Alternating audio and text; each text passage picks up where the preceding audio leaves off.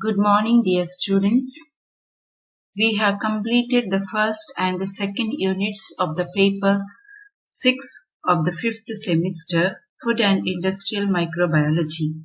Now we are moving on to the unit 3. The title of the unit is Principles of Industrial Microbiology.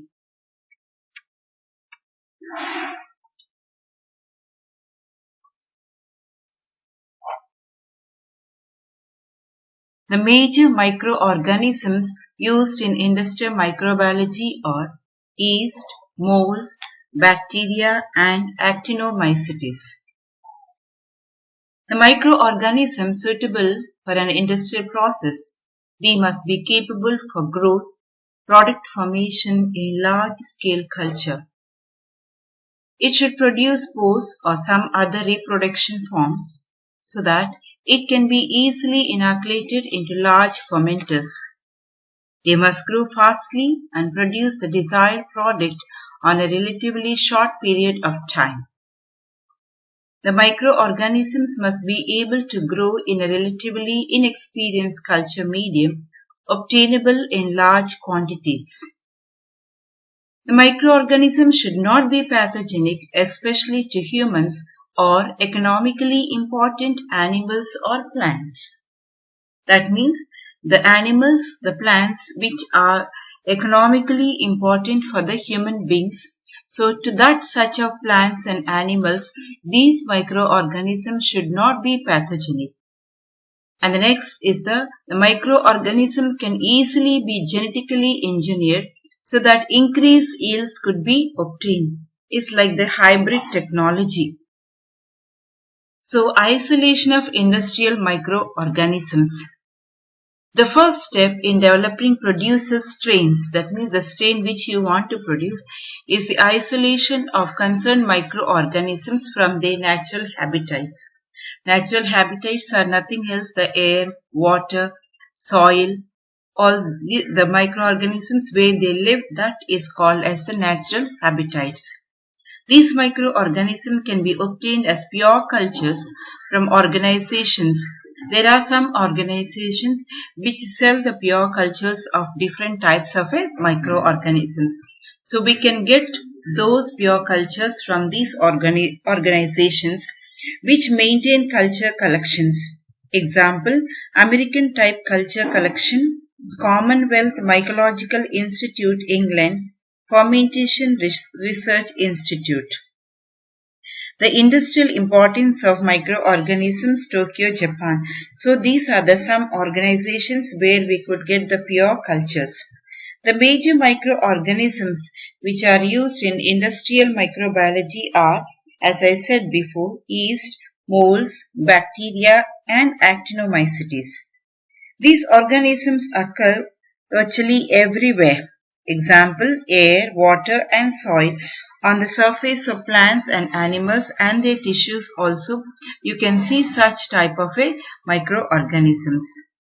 So the desired microorganism is more likely to be isolated will depend on the characteristics of the product desired from it and of process development.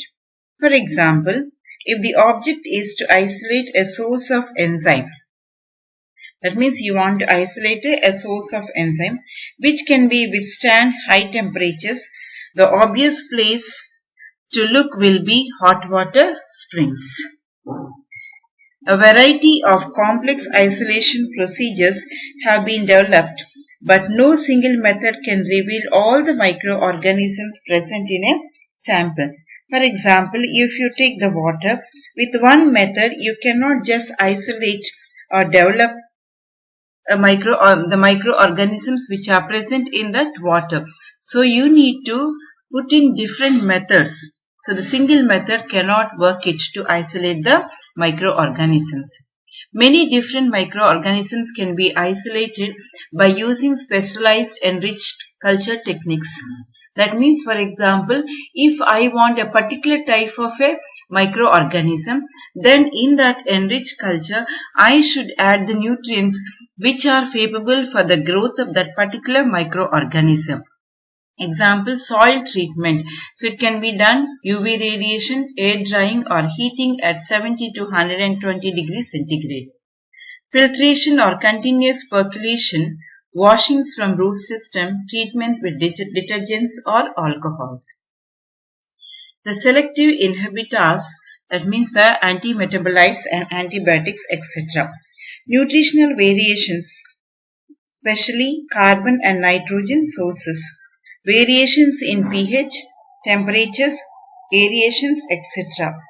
The enrichment culture techniques are designed for selective multiplication of only some of the microorganisms present in the sample.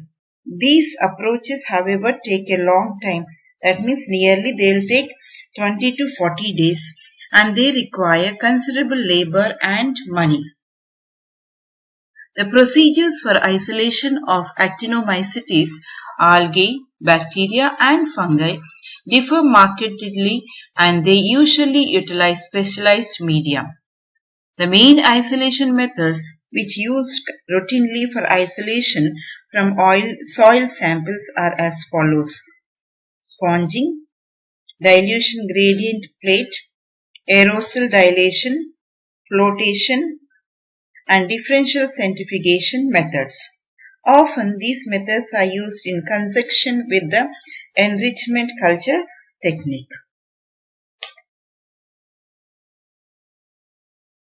Now we'll move on to the another topic is the screening. We have now seen the isolation. We'll go for screening.